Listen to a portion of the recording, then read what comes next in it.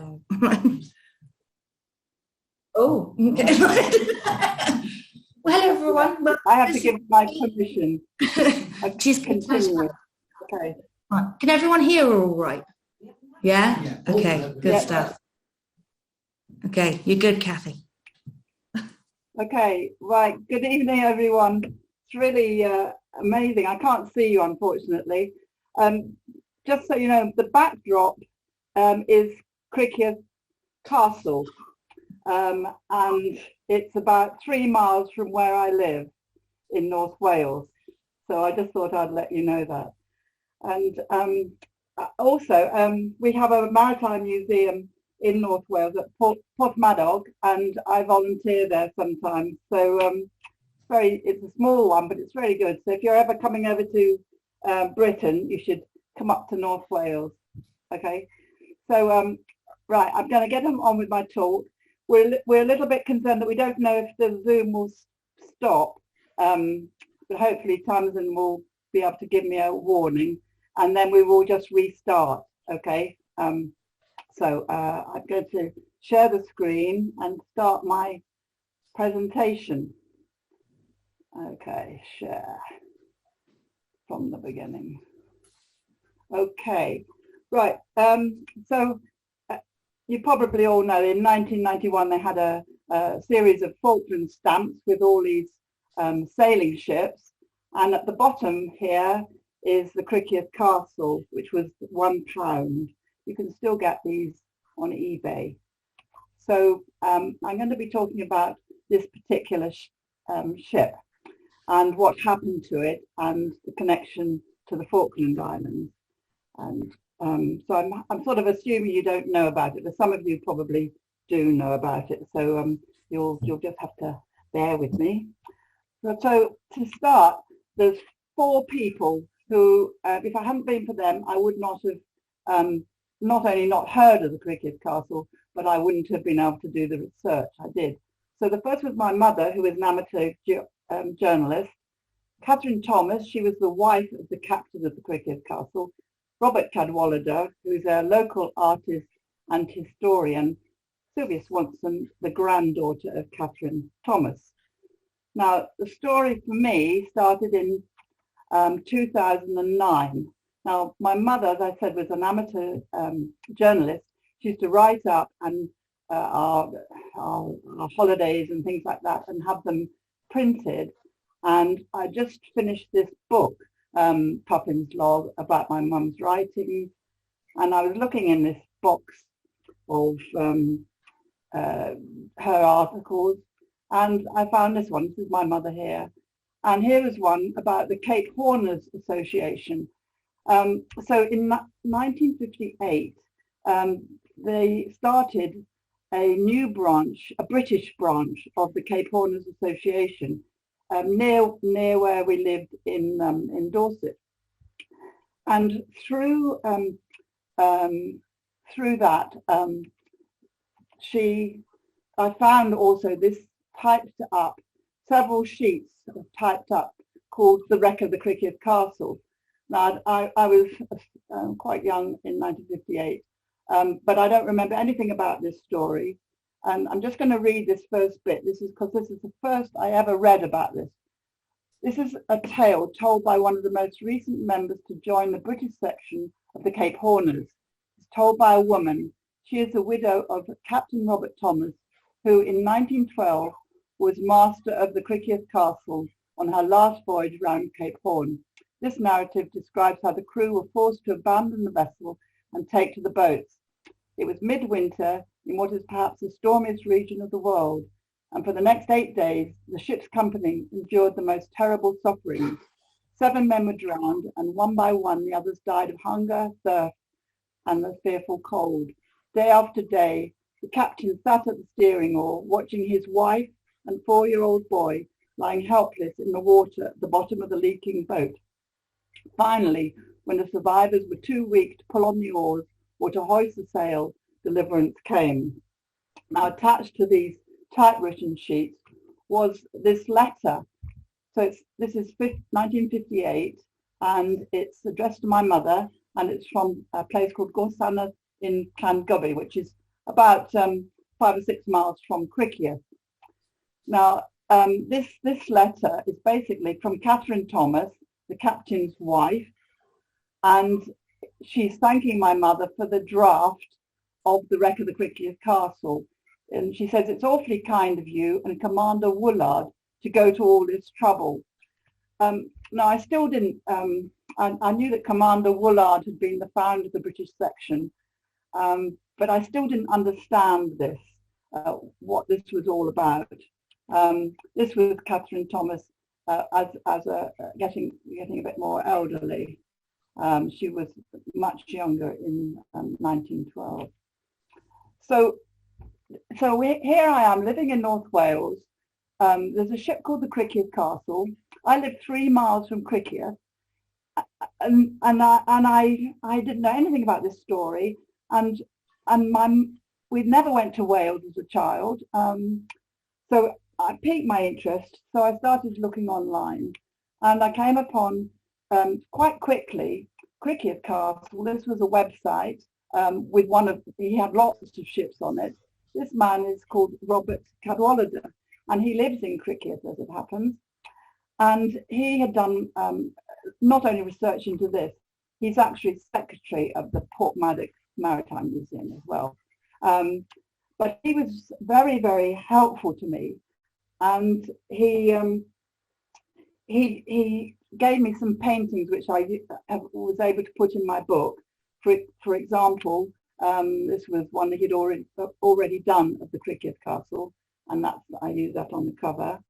And here's one that he did of in the olden days with the Criccieth Castle. Now, if you don't know, here's United Kingdom. Criccieth is up here in the armpit of the Clem Peninsula, up in North Wales. It's a lovely, lovely part of the world. Recommend it.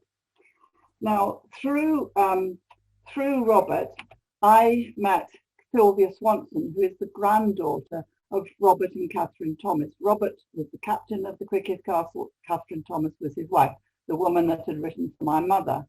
Now, Sylvia was a mine of information. She didn't actually know much about it, but she had information. Now, what she gave me was this article by Captain Robert Thomas. It was in the Wide World magazine, March 1913. Now, this article was just like the one my mother had been typing up, but she'd typed it up from Catherine's point of view. So that's where my mother came in. She was being an amateur journalist, helped Commander Woolard, and she rewrote the story, the Captain Robert Thomas's story, from her point of view. And this article went into a chapter of the book, The Last of the Cape Horners. Some of you may know. The story is by Catherine Thomas, although it was my mum who was the ghostwriter. But anyway, that solved all of that. Now, what else did Sylvia give me? She gave me this. It was a Woman's Own article from 1963. A journalist had interviewed Catherine as an old lady, but it was fascinating because it said where she met Robert, all sorts of personal background that was not in the original article. So that was really, really useful. So now we get to Robert Thomas. Now, so there's quite a lot of connections, but it's all chance, really. He happened to be born in Criccieth in 1879, and he, in 1904, he was the captain of this ship, the Evian. Now, this is a picture of it in Bristol. This is Royal York Crescent up there. Now, in 1904, it was carrying coal to South America, and the coal caught fire. It was a terrible, it was quite common for coal to combust automatically. And they were saved, fortunately, by another ship called the Lonsdale, and nobody was killed, but the boat sank. Now, if any boats sink, you probably know this, they have a Board of Trade inquiry, which is like a trial. The captain goes on trial. So Robert Thomas went on trial for this, and just at this last paragraph, I'll just read that. The court, having regard to the circumstances above stated, finds as follows, that the master, Robert Thomas, appears to have navigated his vessel in a seamanlike and proper manner and done everything in his power to save the ship and the lives of the crew. So he was exonerated. So that was good. So after this, he had a bit of leave, and in the beginning of 1905, he was on leave up in North Wales, and he went to this chapel, which is, as I said, at Llangubbi, which is about 6 miles from Criccieth, and he saw Catherine Thomas and asked for an introduction. So they met, and they had, here's Catherine Thomas. She was just from this, born in this tiny village. Actually, it is really, really small. Her parents had this little shop. This is me. We went for a bike ride to have a look at it. Here's the shop where she. Now I'm not quite sure, but she was a milliner. Now it's quite possible that she sold hats in this shop. It was a general outfitters and general stores. Now she had 2 weeks to get to know Robert before he went back onto a ship. So I don't know where they went or where they were able to see each other, but this was one place near Llangubbi, which is a well, and I just imagine them going for a nice walk there. So they had 2 weeks to get to know each other. They became engaged at the end of the 2 weeks, and Robert went off to sea as first mate on the Criccieth Castle for 2 years. You know, pretty. Anyway, that's what happened. That was quite normal that people would go off to sea for so long. So here's another picture of the Criccieth Castle. So I'm just going to tell you a little bit about it. It's an iron ship, 3 masts, as you can see. I think that's rather a nice photograph of it. Now it was actually built in 1887, and it was called the Silverdale, made of iron, and there's some statistics about. So hopefully, if Tasman manages to record this okay, you'll be able to see this on the website, I hope. So you can look it up if you want to. Now in 1889, it was sold to a ship owner. Now the ship owner was called Robert Thomas. Another coincidence, different, not the same as the captain, but he also was from Criccieth. Unbelievable. Now he renamed it the Criccieth Castle. Now this Robert Thomas, he dealt with lots of ships, and quite a few of them were called after the castles in the North Wales. There was Denbigh Castle ship, Carnarvon Castle, the Conway Castle. So there were quite a few. It was quite normal for him to rename his ships to be castles. And here he is. He was a school teacher, and he moved to and had an office in Liverpool, and he died in 1908. So there he is. And it was quite normal for people to buy shares, and they look like this. I've got pages of these shares. So at the end of 2 years, Robert sent a telegram, I imagine, to Llangubbi, said he was down. He was in Barry, I think it was Barry, which is just near Cardiff, and asking if Catherine would like to go down there to get married, which they did. There we are. There's a marriage certificate. Robert Thomas, 28 years. Catherine Pritchard, 22. So she was 20 when they met. She was a spinster. And he expected her to then go home, but she said, "No, I'm coming with you." It was quite common for women to stay on board with their husbands. So she went off in the ship. This is one of Robert's paintings. it started off, well, there were lots of things happened on this voyage. It started off very rough. She was terribly seasick, and Robert wanted her to take the pilot boat back to shore, but she wouldn't. You know, there was all sorts of storms and so on. Now, how I know quite a lot about this particular voyage is that this man, I found this article in Sea Breezes, reminiscences of the Criccieth Castle, February 1907 to March 1908. So this was the first voyage that Catherine was on, and he describes it in detail, all about a fire with coal again, but they managed to put it out. And he wrote in this article, talking about Catherine, I consider her one of the pluckiest women I know. To think what she went through that voyage and to go back again proved her to be a stout-hearted, plucky woman. I raise my hat to her and hope she enjoys good health and prosperity. So at the end of that voyage, they go back to North Wales, and they have a baby boy born on June the 18th, 1908. He was called Robert as well, but they called him Bobby. Now, Catherine stayed in North Wales, and they must have bought this house, Gorthanath. You know, she lived there just about all her life, till even when my mother, if you remember, the letter from her to my mother was that address, Gorthanath, Llangubbi, and so she was there with Bobby, and when he was 3 years old, she went to join her husband on the Criccieth Castle. So this was the voyage. So Bobby was 3 in 1911, and this is the voyage.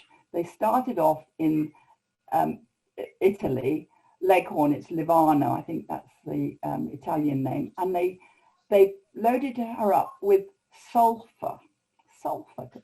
I can't imagine what that was like. It's quite a dangerous cargo, but that's apparently what they were transporting. They went through Gibraltar, down the Atlantic, across the Southern Ocean to Port Pirie in Australia. And as far as I can tell, the sulfur would have been used in the mining process. That's I did try and find out a bit more about it, but that's what I found out. Now, I've got the crew list. Well, I've got crew lists for various voyages of the Criccieth Castle, but for this particular one, you can buy these from. They're kept in Newfoundland in the university there. I don't know if you knew that. You can pay. There you are. $60 Canadian dollars I paid for the pages. There's pages of it now. If you ever get to see these crew lists, they are absolutely fascinating. So I hope you can read it. The top, it says Robert Thomas, 32, from Criccieth, and there's his address, Gorthanath. Here's William Gale. He was the first mate, and it shows where they joined, Leghorn. It's also, if you look down this column, it tells you how old they are, and also where they're from. So we had people from, there's a Dane, Norway, Italy, Greek, Russia, Austria, Greek, can't read that one. And down at the bottom here, C. Thomas, Llangubbi. So I'll just, this is down here. There she is, number 18, C. Thomas. Now it says that she's 24. She wouldn't have been 24 then. I don't know why, because it was, you know, she should have been more like 26. But and here it was very hard to read what role she had, but I'm convinced it was stewardess, and hardly got a shilling a month or something, but hardly any money. But she had a little role in this boat. They also had these apprentices on board. This is Frederick Sainsbury Lord. Now we come across him again. He's serving his apprenticeship. And this one here, Fred Upham Hellier, he's the third one here. The two here, Morris Victor Miller and Harold Peart. If you look across here on the right, I don't know if you can see my cursor, but it says, actually it says Piri deserted.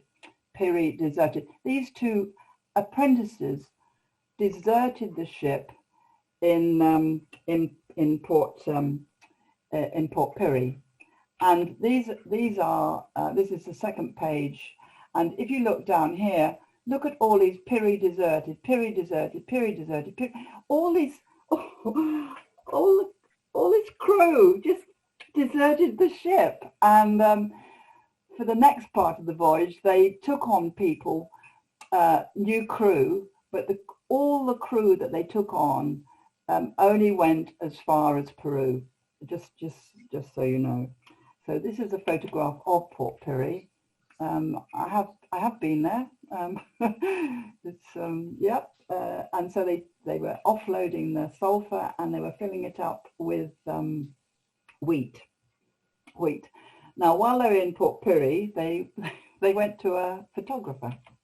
So this was November 1911. This picture is from the copy of Wide World magazine, which Sylvia gave me.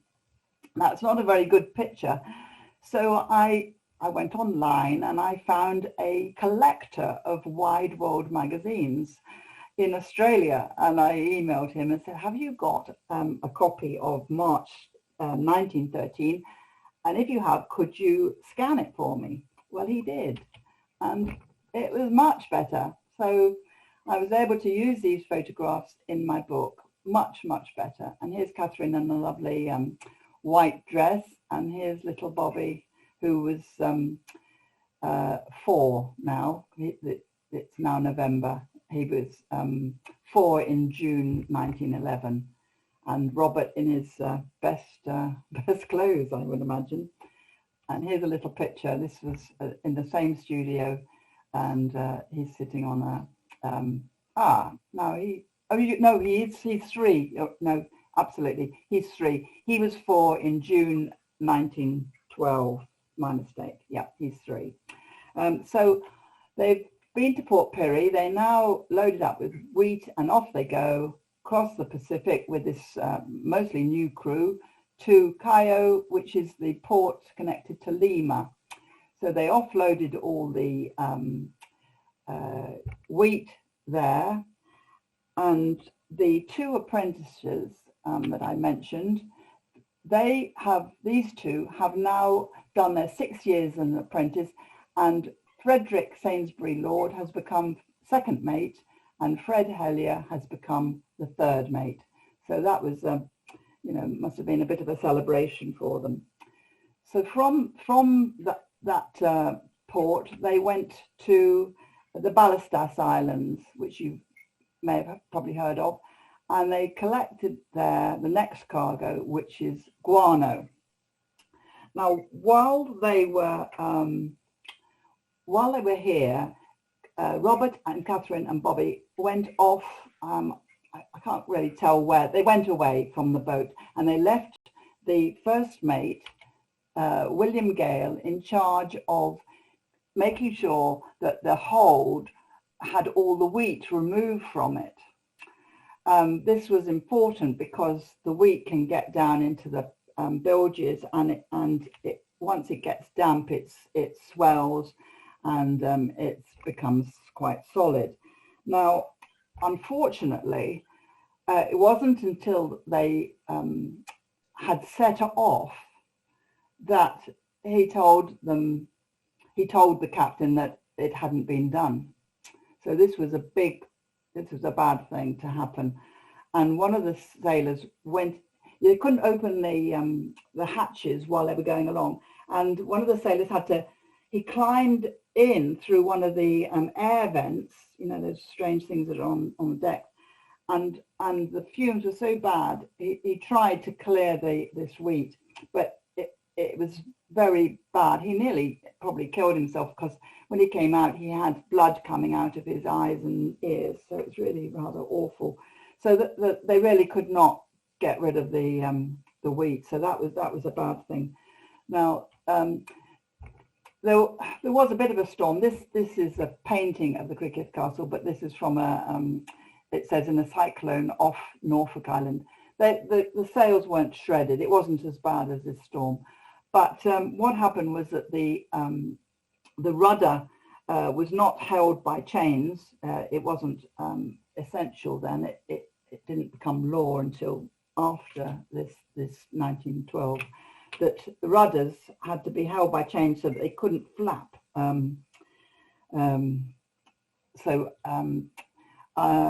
What happened? The rudder stock becomes loose. The plates become parted. Water's coming into the hold. The pumps, they try using the pumps. The pumps don't work. The water, the boat gradually fills up with water, and Robert has to make the decision to abandon the ship.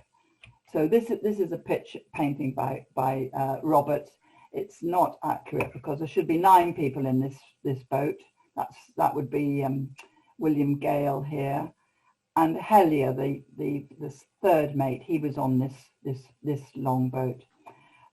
This boat disappeared in the first night that they were away from the ship, and it was never seen again. So all of those 9 sailors drowned. There were 18 in this other boat, including the wife, Catherine Thomas, and the little boy. And by now, Catherine was pregnant as well. So we're talking about July. It's July 1912. They had gone past Cape Horn. I'll just point out, you see these sails? They put sails down to try and stop the boats hitting the sides of the ship so hard. But even so, they managed to cause the wood the boat was leaking, unfortunately. Somewhere I read that Robert had he'd shot. There was a pig on board. He'd shot the pig. They had got some water, and they had a big case of bully beef or corned beef. But because the water was coming in, they threw it overboard, which is they didn't have any food. So the next one just shows you a little map here. So here's Cape Horn. They were around about here when the ship it sunk soon after they left it, and they had a steering oar. They had oars, but the men soon became their hands were it's very, very cold, and it's all I'm afraid everything is awful now, really. They see a ship, and it they wave and go mad and shout, and they can even see people up in the rigging, but the ship turns and sails away. 2 of the men died after that. One was the cook, who was French, and the cabin boy, who I think was Japanese. But because they were normally inside, maybe they weren't quite so hardy as the other sailors. But and then at some point, the captain fell overboard, and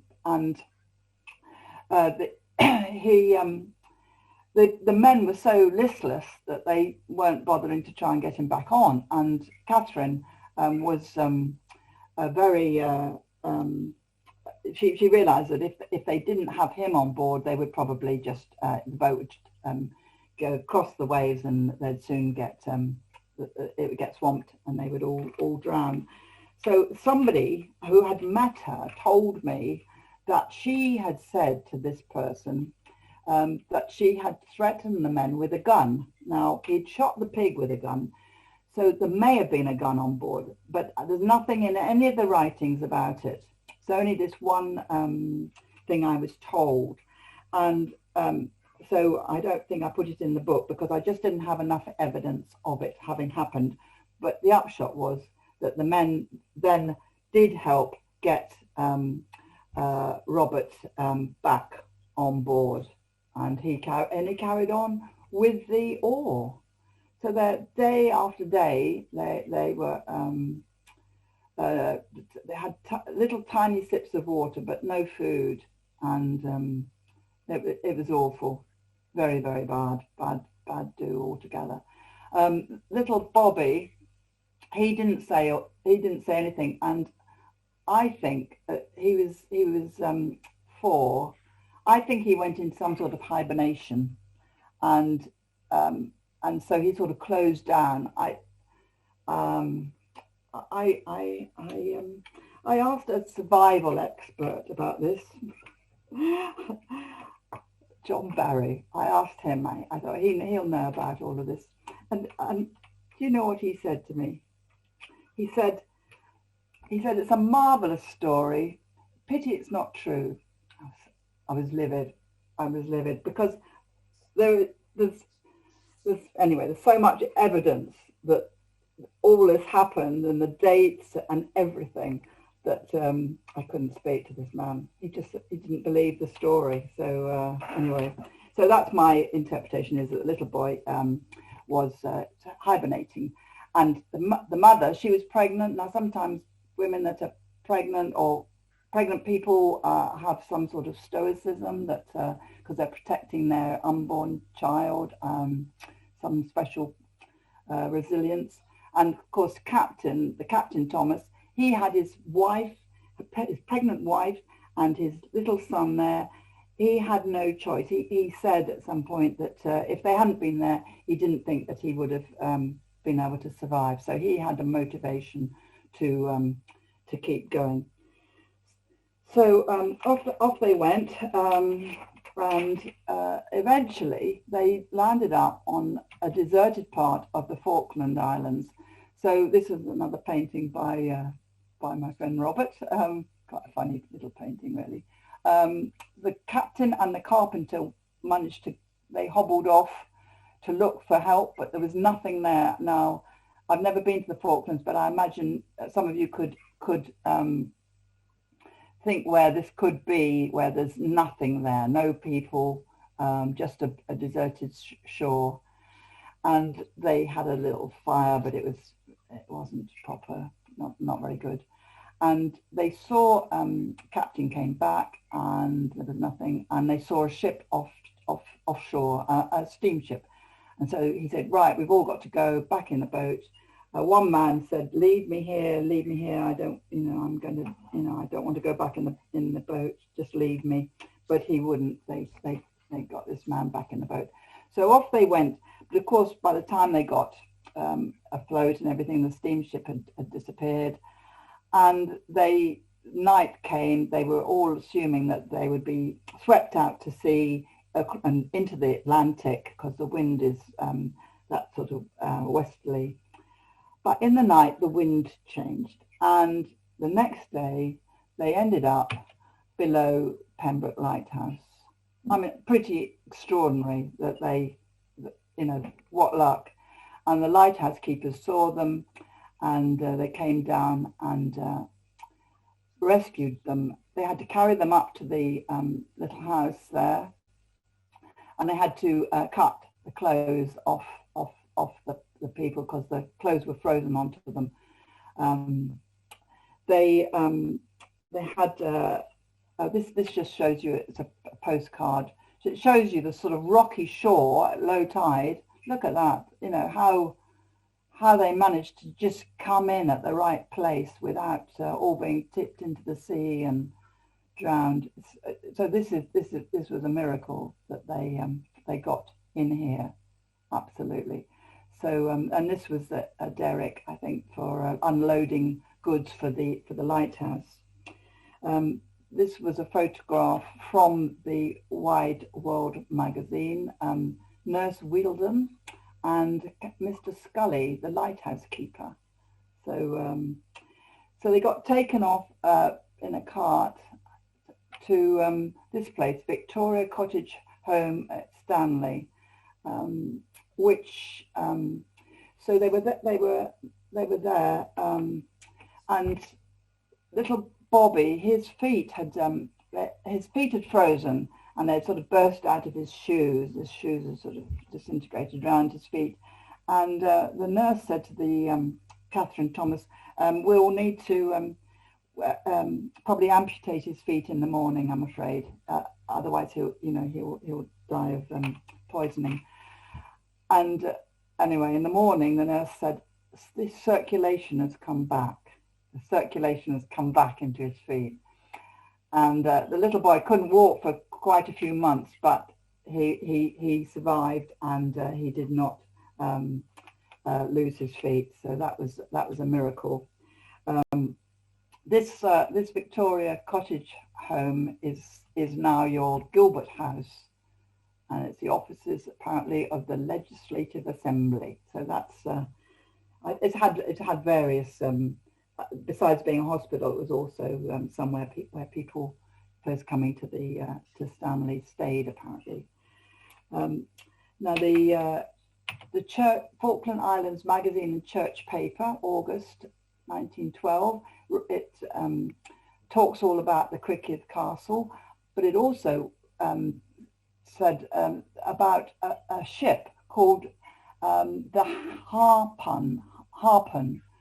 On it says here, I don't know. Maybe you could get hold of this if you haven't already got it. Hopefully, this is in your exhibition. August 1912, number 4, 4p cost, and it talks about how this steamship, who was on it, Captain Hanson, and all the crew. It names them all. I don't know whether they're volunteers, and they probably were, and they went off to search for the other longboat, which 8 days before had left the Criccieth Castle. They didn't find them, but it's very brave of these people to just go off and try and find them. So that was amazing. So I think it was Sylvia gave me that piece of paper.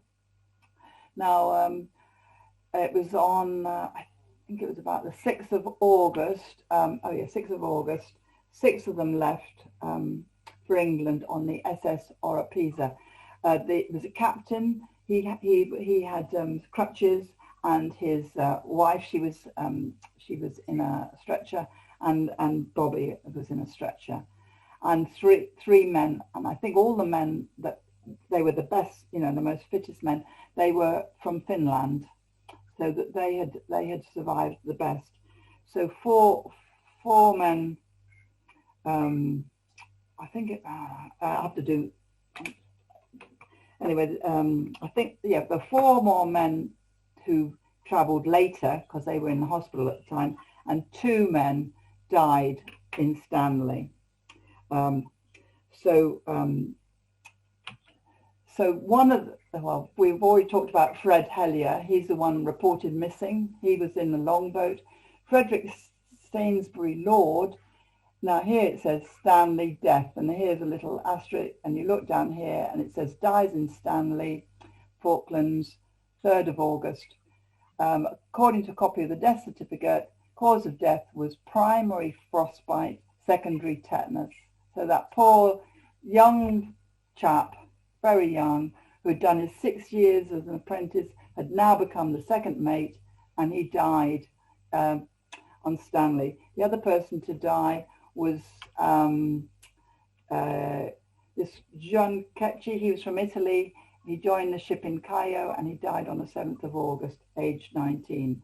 Now, they are both, one's Block 1, Plot 748, and there. It's somewhere here, in your cemetery at Stanley. Down here, there's these little markers. So you can find 748 and 749 are those two men that died on Stanley. Even though they had, survived all those days on that open boat, it's very sad. Now, this was the longboat that they were in, called the Seagull. Here it is, and on it had been a little plaque, which you've got in your museum now. This shows you the flag for the Robert Thomas. This is the ship company, and so you can see that this was trying to look like that. and it got stolen, but then years later it got given back. I don't know much of the story about that, but you might know more about that than I do. Then the boat was part of it was used as a prop in a play, I think, and then in the end it was used for firewood. There's some correspondence about them trying to get money to paint it, and that's in the appendix in my book. So a little bit more about the longboat. So the people went back to Britain, and they had another trial. This was a trial for the Criccieth Castle because it was sunk. It was held from the 16th, 17th, 18th, 22nd, 23rd, 24th. 6 days of trial. This is October. So the ship sunk in July. They caught the steamer in August. In October, Robert Thomas is on trial for 6 days. All the inquiry, that's all in full in the appendix. But I'm just at the end of it here. Number 9, the abandonment of the sailing ship Criccieth Castle and the loss of life which thereby ensued was not, in the opinion of the court, caused by any wrongful act or default of the master. So that was, phew, he was exonerated, thank goodness. So he would have gone now back from this court case. Poor guy. I don't think he was very well for a while. And in November, they're back here in Gorsenna. In November, Catherine gave birth to a baby girl. They called her Mercy Malvinus. Mercy Malvinus was Sylvia Swanson's mother. So that's the granddaughter who I've met and who helped me with the various articles that she had. So on the 23rd of November 1912, in Gorsenna, this is the same house, Llangubbi. Now, so that's 19. She was born in 1912. Now Robert had a bit of leave, fortunately, but he eventually, they had the First World War. He joined the Navy. He was in charge of a ship called the Kelvin. And very sadly, in 1917, he was killed in action. This is Llangubbi. This is the graveyard next to the chapel where Catherine and Robert met all those years ago in beginning of 2005. So, so this is 12 years later. So this is what it says: loving and affectionate memory of Lieutenant Robert Thomas, commanding officer of HMS Kelvin, and dearly beloved and devoted husband of Catherine, Thomas Gorsenna Llangubbi, who on the 7th day of July 1917 nobly and bravely made a supreme sacrifice in his country's cause whilst on active service in the North Sea, aged 38 years. It's not very old, is it? This is a photograph. I think it's a mourning type photograph. Apparently this was normal. This is Catherine here. This is Bobby, the little boy. This is Mercy, little girl then. And they had another little boy, and he was called Kelvin after the ship that Robert was in. Now, it was in 2013, I think it was, I gave a little talk to Llangubbi School. This is to the parents. And at the end of my talk, the headmistress said, would you like to see the school register? So I said, yes. So she showed me the Llangubbi school register. And up here, the second person, Thomas, Mercy Thomas. This is the little girl in that photograph, is in the school register. I love that connection. It's sort of, yes, they really did. It really is. They were there. And if you look down, the second red writing is Thomas here, and there's Bobby Gorsanov. That's Bobby. I don't quite know why he's been inserted, but anyway, they were at this little school, and it was nice to go there. And I gave a talk to the children as well, and I think they got taken to the churchyard, which was about 100 yards from the school. Now you may be wondering what happened to Bobby, the little boy. Well, unfortunately, he drowned in Antwerp in 1933. He was 25 years of age. And now, Sylvia knew that he had drowned, or no, she didn't know he'd drowned. She wasn't aware. She assumed he'd been killed in the Second World War, but it wasn't. It was 1933, well before the Second World War. So I went and looked in online in newspapers, and I found this North Wales Observer, October 1933, harbour tragedy, Criccieth man drowned at Antwerp.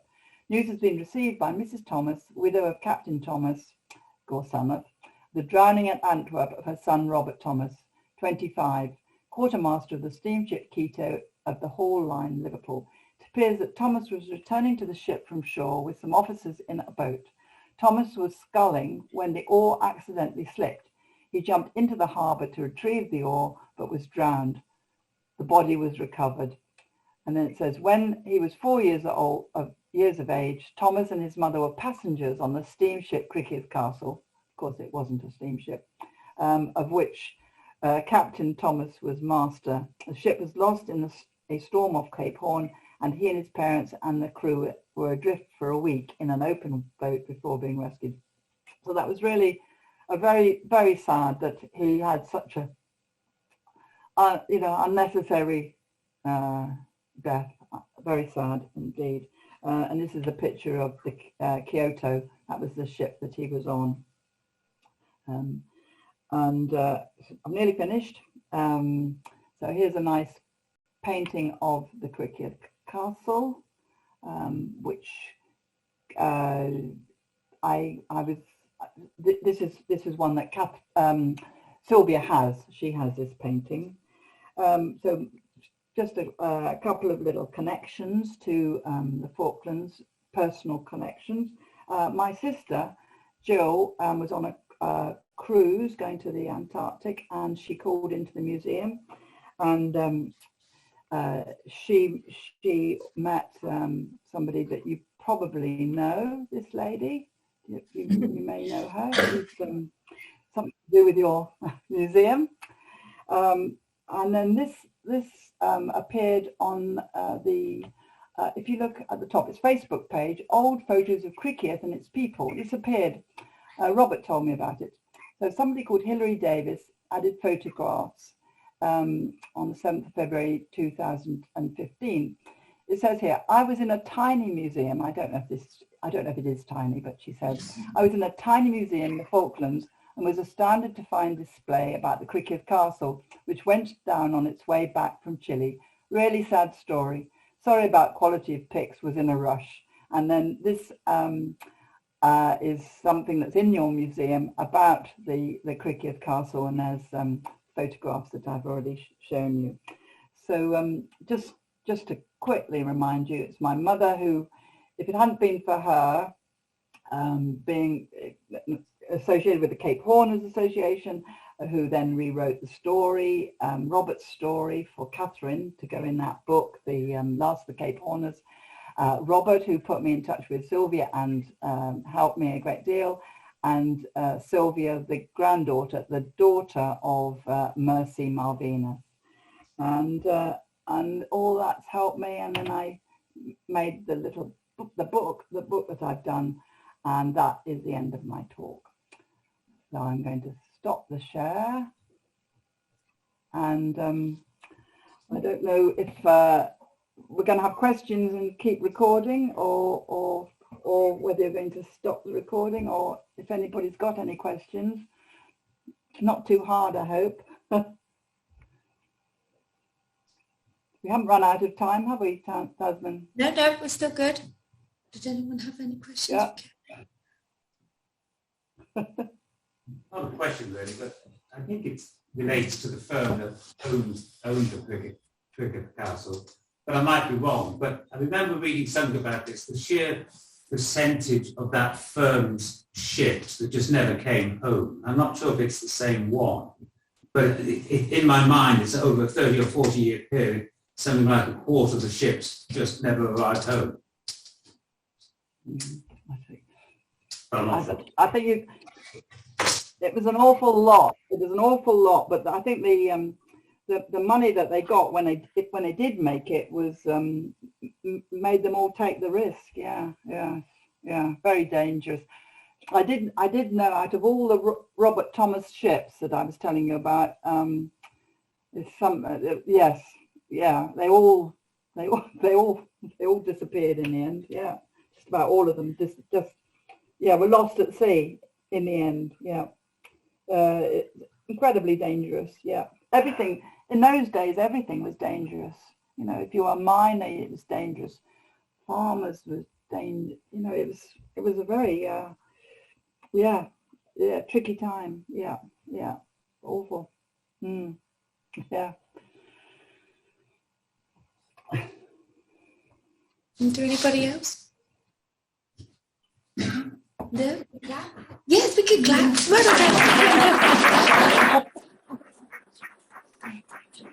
Okay, was that all right? Were you happy with that? Thank you, Cathy. That was brilliant. Thank you. Yeah, thank you. You can't see anyone. It's really dark. I'll point you at the point. You might be able to see some faces.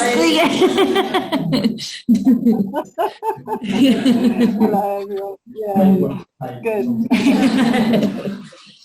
So well, that's great. So hopefully you'll have more. I mean, you know, I'll tell you, Robert Cadwallader will probably give you a talk if you needed one. We'll have to ask on any topic, any maritime topic. Yeah. He's got some good ones about Criccieth. Yeah, I know. Anyway. So I'm glad it worked. That was good. No technical hitches or internet problems, which. Yeah, no, and it carried on without a restart. Yeah, well done, Tasman. Yes, good. Well, thanks for sort of sticking with it and us actually doing it. It's really it's quite a thrill to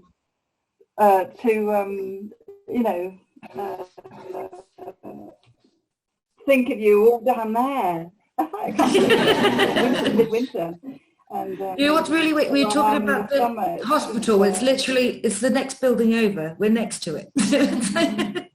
It's just across the road. Yeah. Gosh. Well, good. Anyway, so thank you very much, and hopefully you'll be able to put it on your website or show it in the museum, hopefully. Yeah. And everyone will know a bit more about the incredible people. I'm just going to say, I don't know why I was so involved with the story. They're not my relatives, but it was like I just was driven to find out more and more and more, as much as I possibly could. And I think it was the survival of Catherine. It was, and I went to she died in I think it was 1972, something like that. But I went round the village and I interviewed people to see if anybody could tell me about her, people that knew her. And it turned out that she didn't talk about it much. A lot of people didn't know about it. And one woman I met, it was rather sweet. She said, "Oh well, because she was I was only a girl, but she used to have parties for children, and I had pineapple. It was the first time I'd ever had pineapple at Catherine's house. So, but she didn't. I think it has been traumatic. She didn't make a bit. Didn't want to talk about it. No. So that was. It was interesting. I really did try to find out a lot, as much as I could. Yeah. Well, you did a good job. Yeah, amazing. I don't think any of us. I don't think any of us could survive like that. I don't think we could. No. It's just. I'd give up. That seemed quite too much hassle. We have got Cathy's book on sale in the shop if anyone's interested. Just for that plug. And you've got enough copy. Yeah, so I'm pretty. It's a black and white, but yeah. Good. Well, anyway. So, or I'll say good night then, and you can. Great. Yeah. Thank you very much. And that's right. Thank you. Okay. Good night, everyone. Thank you. Bye. Bye.